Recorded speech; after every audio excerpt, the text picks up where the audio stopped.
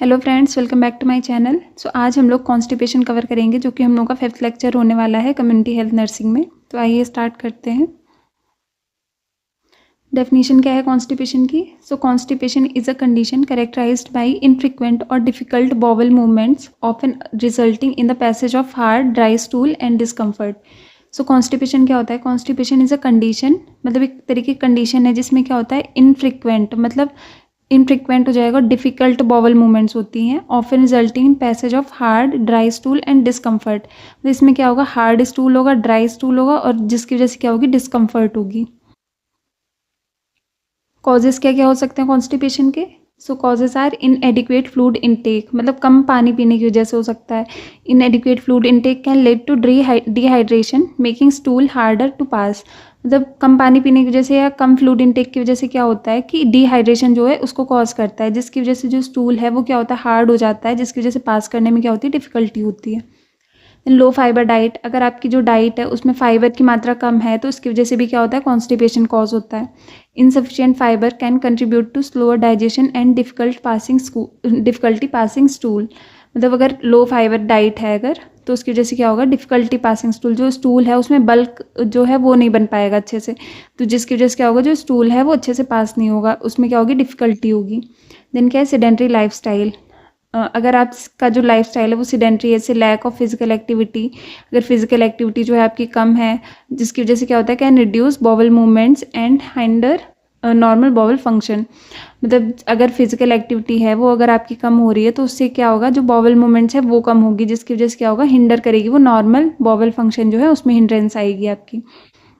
क्या क्या कॉज देखे हम लोगों ने? इनएडिक्वेट फ्लूइड इनटेक, अगर फ्लूइड इनटेक कम है, लो फाइबर डाइट है अगर, सीडेंट्री लाइफस्टाइल हो रहा है अगर। देन क्या है, मेडिकेशंस। कुछ मेडिकेशंस ऐसी होती हैं जिसकी वजह से क्या होता है, कॉन्स्टिपेशन होता है, मतलब कॉन्स्टिपेशन को कॉज करती हैं वो।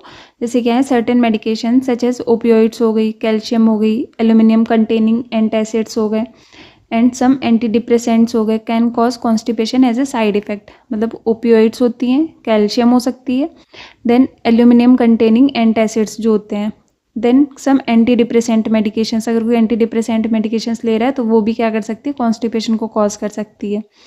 देन मेडिकल कंडीशंस क्या हो सकती हैं, जैसे conditions like irritable bowel syndrome, IBS अगर इरिटेबल बॉवल सिंड्रोम है, हाइपोथायराइडिज्म है, या फिर कोई भी न्यूरोलॉजिकल डिसऑर्डर्स है, या फिर आप स्ट्रेस ज़्यादा ले रहे हैं, बॉवल मूवमेंट्स जो है वो उनको अफेक्ट करती है, जिसकी वजह से क्या होगा, कंट्रीब्यूट टू कॉन्स्टिपेशन। अगर आप ज़्यादा स्ट्रेस ले रहे हैं, कोई भी डिप्रेशन में अगर हाइपोथायराइडिज्म है, न्यूरोलॉजिकल डिसऑर्डर है, कोई आईबीएस है, जिसकी वजह से क्या होगा, कॉन्स्टिपेशन जो है वो कॉज हो सकता है। कॉजेज में क्या क्या देखे हम लोगों ने? सबसे पहले low intake of food, low inadequate fluid intake देखा, देन उसके बाद में लो फाइबर डाइट देखी, सीडेंट्री लाइफस्टाइल है अगर, देन क्या है, मेडिकेशंस हो सकती हैं कुछ, या फिर कोई भी मेडिकल कंडीशन है उसकी वजह से भी क्या हो सकता है, कॉन्स्टिपेशन हो सकता है। डायग्नोसिस आइडेंटिफिकेशन कैसे करेंगे हम लोग? It involves a combination of A thorough medical history.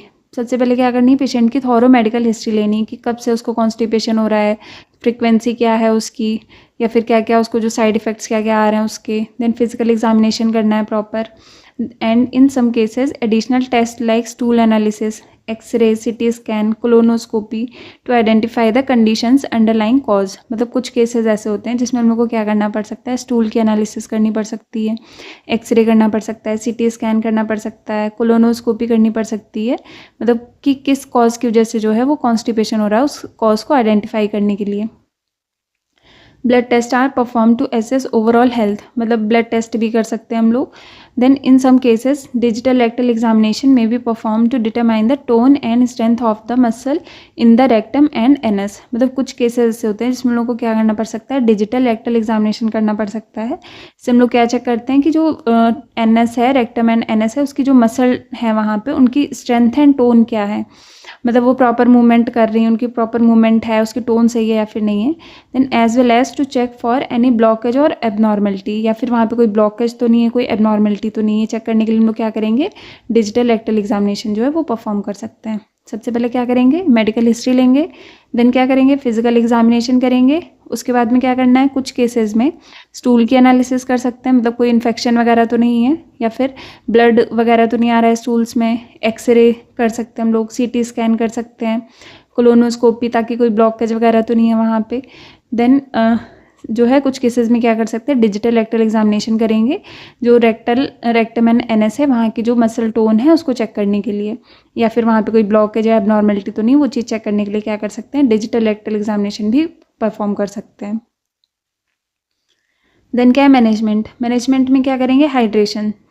जो मोस्ट ऑफ द कॉन्स्टिपेशन है वो लो हाइड्रेशन जो है उसकी वजह से कॉज होता है, तो इसमें सबसे पहले हम लोग क्या करना है, हाइड्रेट करना है, जो भी पर्सन है उसको हाइड्रेशन के लिए बोलना है। Encourage adequate water and other fluids throughout the day to soften stool and facilitate easier passage. मतलब पेशेंट को क्या बोलना है कि वो एडिक्वेट अमाउंट में क्या ले रहे, फ्लूइड जो है वो इनटेक करें।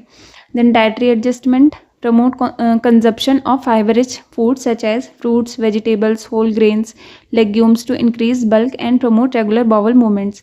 क्या करना है, पेशेंट को क्या बोलना है, प्रमोट करना है फाइबर रिच डाइट के लिए। फाइबर रिच डाइट क्या होती है, जिसमें जैसे कि फ्रूट्स हो गए, वेजिटेबल्स हो गए, होल ग्रेन्स हो गई, लेग्यूम्स हो गए, जो कि क्या करते हैं, जो स्टूल्स होते हैं उसमें क्या करते हैं, बल्क को इंक्रीज करते हैं, जिसकी वजह से क्या होता है, ईजियर पैसेज होता है, जो स्टूल्स है वो ईजिली पास होता है, जो बॉवल मूवमेंट्स है वो भी क्या होती है, बेटर होती है। फिजिकल एक्टिविटी को प्रमोट करना है, पेशेंट को एनकरेज करना है रेगुलर एक्सरसाइज करने के लिए to stimulate bowel motility and improve gastrointestinal function. तो पेशेंट को क्या एनकरेज करना है कि वो डेली क्या करे, थोड़ी देर के लिए वॉक करे या फिर जो एक्सरसाइज है वो करे, जिसकी वजह से क्या होगी, बॉवल मोटिलिटी जो है वो स्टिमुलेट होगी और जो गैस्ट्रोइंटेस्टाइनल फंक्शन है वो भी क्या होगा, इम्प्रूव होगा। देन मेडिकेशन रिव्यू कराना है, कंसीडर एडजस्टिंग और discontinuing medications contributing to constipation under medical supervision if possible. अगर कॉन्स्टिपेशन किसी मेडिकेशन की वजह से हो रहा है तो फिर जो मेडिकल सुपरविजन है उसकी मदद से क्या कराना है, उन मेडिकेशंस को चेंज करवाना है। Then laxatives and stool softeners, use laxatives और stool softeners to alleviate constipation but avoid prolong use without medical guidance.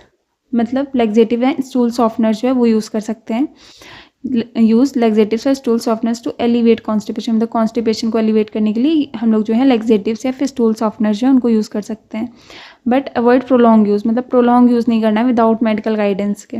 Then establish bowel routine, daily क्या करना है, बॉवल रूटीन जो है वो अपना एस्टैब्लिश करना है, एक फिक्स टाइम पे डेली जो है स्टूल पास करना है।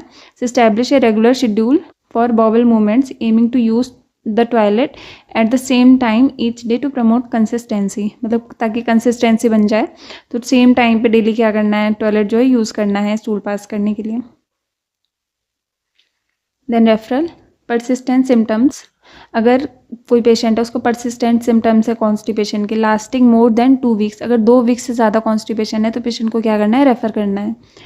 देन सीवियर सिम्टम्स, अगर सीवियर एब्डोमिनल पेन हो रहा है, वॉमिटिंग हो रही है, ब्लड आ रहा है स्टूल्स में, अनएक्सप्लेन्ड वेट लॉस हो रहा है पेशेंट का, तो भी क्या करना है, पेशेंट को रेफ़र करना है। देन डिहाइड्रेशन साइंस, अगर पेशेंट में डिहाइड्रेशन के साइंस दिख रहे हैं, जैसे डिक्रीज यूरिन आउटपुट है, ड्राई माउथ है, डिजीनेस है उसको, तो भी क्या करना है, पेशेंट को रेफ़र करना है। देन स्पेशलिस्ट रेफरल, अगर refer to a gastroenterologist for chronic और complex cases and to other specialist as indicated based on the underlying cause. मतलब क्या करना है, जो भी जिस कॉज की वजह से पेशेंट को जो है कॉन्स्टिपेशन हो रहा है, उस जिस भी वजह से हो रहा है उसको देखते हुए हम लोग को क्या करना है, पेशेंट को रेफ़र करना है। जैसे गैस्ट्रोएंटरोलॉजिस्ट हो गया, अगर क्रोनिक कॉम्प्लेक्स केस है तो फिर कहाँ पे रेफ़र करेंगे हम लोग, गैस्ट्रोएंटरोलॉजिस्ट जो है उसके पास में रेफ़र करना है। थैंक यू, आज के लिए इतना ही। आज हम लोगों ने क्या कवर किया, कॉन्स्टिपेशन। नेक्स्ट के लेक्चर में हम लोग जॉइंटिस कवर करेंगे। So thank you. अगर आपको मेरा वीडियो पसंद आया तो प्लीज़ लाइक शेयर सब्सक्राइब कर दीजिएगा। Thank you guys.